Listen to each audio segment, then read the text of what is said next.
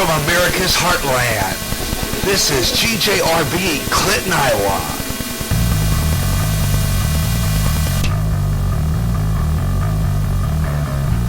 Okay, we're back on Way Out There on GJRB.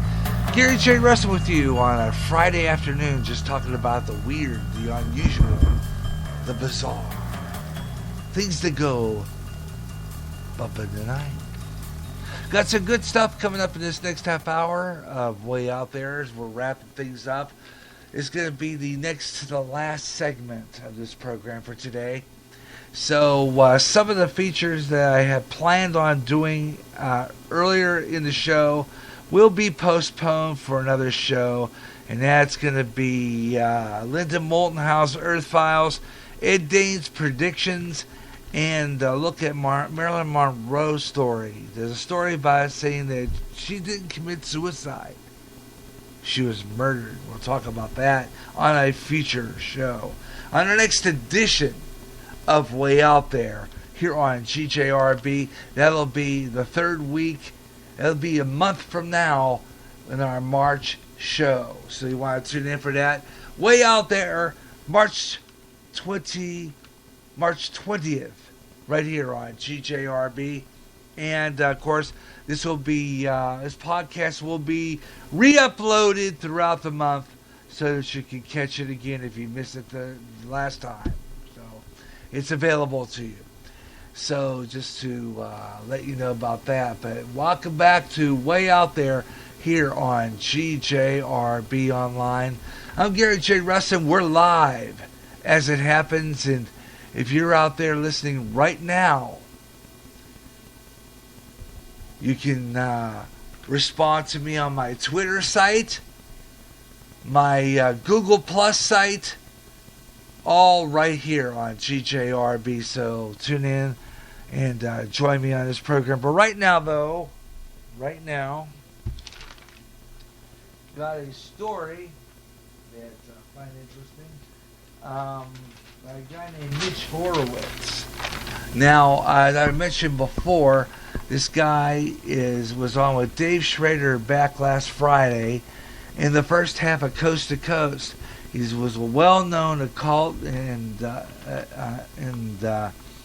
he had a discussion on the show on the history of superstition, including the popular fear that Friday the 13th, while superstitions often deride simply of irrational fears, Horowitz argued that such beliefs can be positive. We're going to talk about that. It's a fabulous show. Friday the 13th, like I said, last Friday was my birthday. It was Friday the 13th, as I mentioned before. The only thing happened was I left my best friend astray and got us a bit lost into the Quad Cities, but it was because I forgot pretty much how to get back and forth to the Quad Cities. I haven't driven to the Quad Cities for a while. But anyway, there are, like, believe it or not, 3 Friday the 13th in the month of in this year. 3 of them. This one, the last week, that was my birthday, and then there'll be one next month, March 13th. Then there won't be no Friday the 13th until November 13th. But 3 of them, and I might have happened before, but this is the first I've ever really experienced this. Yes, it's pretty wild. Usually we have no more than 2, but this is a bumper crop for Friday the 13th. And, yeah, Friday the 13th bumper crop. Yeah, a lot of them. And they're saying that, he went on to say, Dave Schrader asked a question about the history of the Friday the 13th, and how is this really harmful to people? You know, the most fascinating history behind Friday the 13th is that almost every culture in human history, separated by wide spaces of time and geography, has superstitions around the number 13, and specifically Friday the 13th.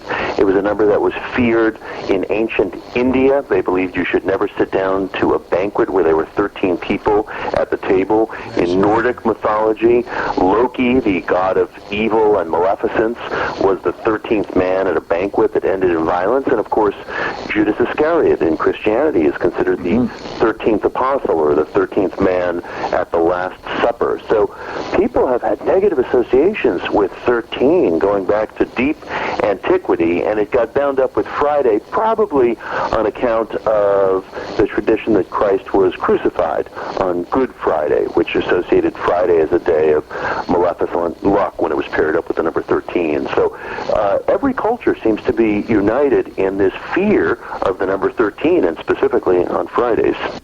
And, of course, there's a few number 13s prior to that. Fear, number 13, prior to Christ. And associated with that of Christianity, there's like 13. Looking at the history of Friday the 13th being something that people should really be afraid of. It really has, and what's remarkable is you can always pinpoint certain starting points for a given superstition, but when you have starting points all over the globe, so that if you were looking at a map of world history and you saw fear of the number 13 spread out across this map, both in time and geography, you start scratching your head and asking, why is this so widespread? The number just seems to show up again and again in human history. Another example is that the medieval Knights Templar were almost wiped out after a conflict with the Vatican on Friday the 13th in the year 1307. So we keep coming up with this date again and again in history. Wow. Okay. Fascinating. Anyway, looking at the numerology of this, and I really don't buy this numerology stuff, okay? I really don't. As a Christian, I don't. Anyway, the number has this power of this number. It's the power number. Power of the evil number. What Dave was asking here was the number, the power in the number, and being bad luck. It almost exists outside of our Western conception of numerology because we operate off a system of base 10 and we try to reduce the digit 10 to single numbers. So 13 almost stands as an odd man out in our Western numerological system. So it goes on to say that Dave Schrader also asked if during the 19th and 20th century, I really look at that and I say, don't think there was any really big event in the news that happened on Friday the 13th that I ever remember.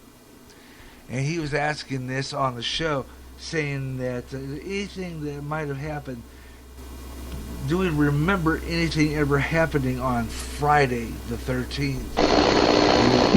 So we can kind of look at the understanding of why 13 seems unlucky. I mean, there's been a lot of weirdness and actual connections with that. But as we look into current days, even through the 19th and 20th century, has there been any kind of actual correlation with bad things happening on Friday the 13th? I don't, as far back as I can remember, I don't really remember anything happening. We're all aware of it, and we're all looking for that shadow, that specter to fall on us. And I just don't remember through my life having anything bad really reported in the news, aside from what you'd hear on any other given day. Yeah, it's hard to measure these things. I mean, human events are so vast that most of the time when people complain about Friday the 13th, it just comes down to individual stories and anecdotes. But the stories are frequent enough so that, for example, there are many hotels that will not have a 13th floor. There are airlines that will eliminate a 13th row. I was in a hotel recently in Virginia Beach, and I noticed, and it had been built sometime in the last 25 years, it was built without a 13th floor. So you'll find that anecdotally people have so much fear of it that it actually gets incorporated into architecture, into buildings, and into air travel. Mitch, isn't that kind of silly? I mean, it's not like there's not a 13th floor. We just named it 14. We went from 12 to 14. Why not have a 13th floor just be an empty space, as though if you really buy into that, I mean, nobody's really fooled by the fact that the buttons in the elevator go from 12 to 14. Right. We're tricking ourselves a little bit, and of course, hotel management doesn't want somebody coming down to the front desk and saying, hey, I don't want to stay on the 13th floor, or I don't want to sit on the 13th row of the airplane. I mean, it's a little trick that we play on ourselves. At the same time, there's a part of me that believes that some of these tricks have something healthy behind them. There's something about superstition that keeps us humble. I don't think it's a kind of irrationality that drives us necessarily to do foolish things or to behave in unethical ways, but rather it keeps us mindful of the fact that there are machinations in the world that we don't fully understand, and I think it interjects a little dose of humility into our digital culture. I have to confess there's a part of me that sort of likes superstition for that reason. I had a lot of the Coast listeners popping in with quick emails and mentions to me on the chat room and in my email telling me, what about Apollo 13? There's Apollo 13.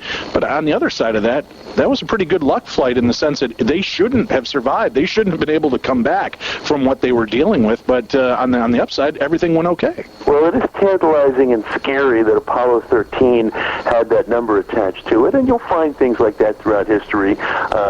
But yes, that was a challenge that actually turned into a great moment of human heroism and ingenuity. So it's kind of interesting. I mean, if given the choice, there are certain things that we'd want to avoid. We don't want to be the person who gets thrown off of a donkey on the road to Damascus. But if that doesn't happen to you, you don't have the opportunity to come into some greater or higher realization. So bad luck is not necessarily something you want to run away from. Bad luck can be good medicine. I know you do a lot of research and understanding of the occult. Does superstition play a role in the occult, or has maybe the occult bolstered the belief in superstitions? Well, in a certain sense, the word superstition goes back to Latin, and it was a way of deriding people who had irrational beliefs. But the truth is, a lot of what we call superstition or folklore attaches us to some of the most ancient traditions of our ancestors. Our ancient ancestors, wherever in the world we may be from, lived their life according to seasons, according to symbol, according to imagery, and some superstition today really incorporates some of that into modern life. For example, in most cultures across the world, people believe that trees were sacred, that trees housed gods or good spirits. Now, conversely, some people also believe that trees housed demons or evil spirits. That's where our tradition today of knocking on wood comes from. We knock on a piece of wood so as to sort of shake out an evil spirit, like we might be shaking a bug off of a blanket. That's the kind of thing today that seems sort of small. To some people it might even seem sort of silly. But the truth is, it is a thread that ties us to our ancient ancestors who were much closer to the natural world than we are. They saw trees as sacred. Well, we knock on wood. It's thousands of years later, but we still have some thread of connection to them. And I kind of like that. Wow. Okay, that's interesting, but like I've said before, I don't buy it all that. Leads me to what I always do when I do this show, the Christian twist. Yeah. This is where I talk about what the Bible says about superstition. And it is based on ignorant faith. It's an object of magical powers. It's another word of superstition is idolatry. The Bible does not support this idea, occurring to the chance is something done outside of God's sovereign control. Either he causes or allows anything, keeping his divine plan, according to Acts 4:28, Ephesians 1:10. And there are many types of superstitions in the world, ranging from the benign, but walking under a ladder, or these occult practices, astrology, black magic, voodoo, sorcery. Scripture condemns this stuff. Okay?